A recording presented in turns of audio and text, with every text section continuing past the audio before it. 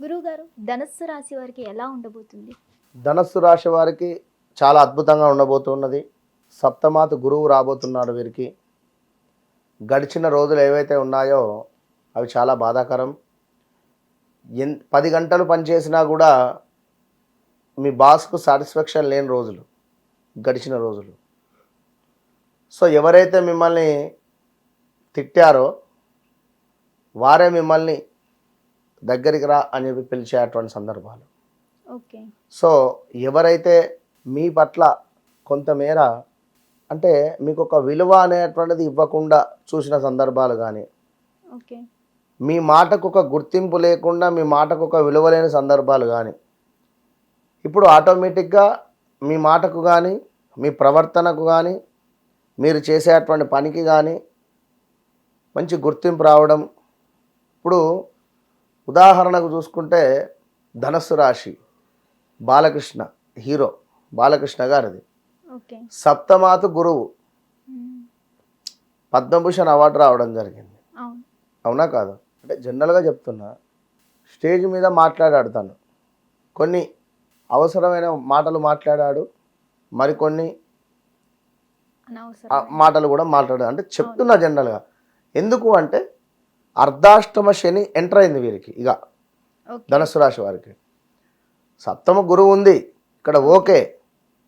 అర్ధాష్టమ శని ఎంటర్ అయ్యేటువంటి సందర్భంలో ఏం చేస్తుందంటే పనిలో ఎవరో మన గురించి నెగిటివ్గా చెప్తారు. ఓకే, మన పని మనం చేసుకుంటున్నాం.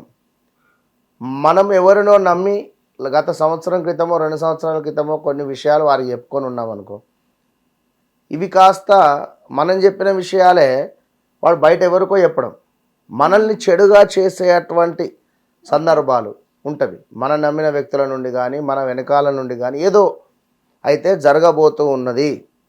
జాగ్రత్త. ఓవరాల్గా సప్తమాత గురువు ఉన్నాడు కనుక అల్టిమేట్.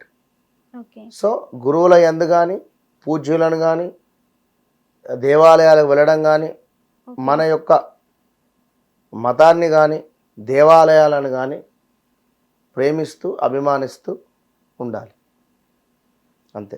అంటే ఇప్పుడు ఎవరో గురువు గారు ఉన్నారు, ఏమైనా నోరు జారినా కూడా అదోషం మనకి.